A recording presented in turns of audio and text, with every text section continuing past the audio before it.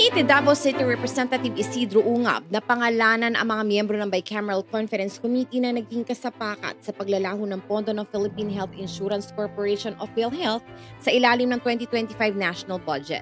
The Filipino people deserves to know exactly who orchestrated the removal of 74 billion pesos that was legally earmarked for their healthcare through the Sin Tax Law. Pahayag ni Ungab kahapon.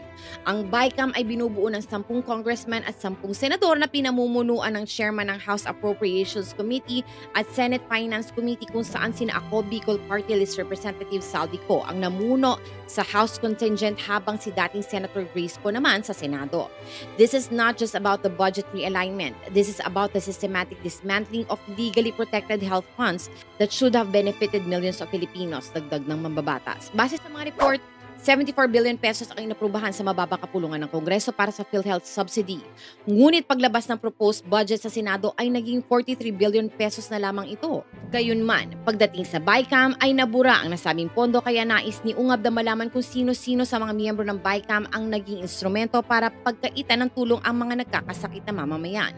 Tulad ni Senator Panfilo Lacson, sinabi ni Ungab na illegal ang ginawa ng BICAM na pakialaman ng pondo na inilaan sa isang programa na binuo ng special law katulad ng Sin Tax Law. Any attempt to divert these funds through GAA constitutes a clear violation of this fundamental legal principle. Ayon pa sa mambabatas na naging chairman ng House Committee Appropriations noong 16th at 18th Congress, if we allow 74 billion pesos in legally protected health funds to disappear without accountability, we are telling the Filipino people that their loss, their health, and their trust mean nothing. This cannot and will not stand, dagdag pa ni Ungab. Hindi pwedeng palagpasin lamang ito na hindi alam ng tao kung saan nililipat ang 74 billion na parte ng koleksyon ng Sin Tax Law na nakalaan sa mga nagkakasakit.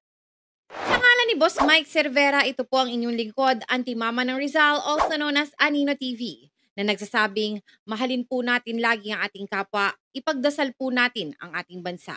Magandang umaga, magandang hapon at magandang gabi, saan man dako ng mundo naroon kayo, at syempre, magandang buhay na rin para sa ating lahat. Maraming salamat po.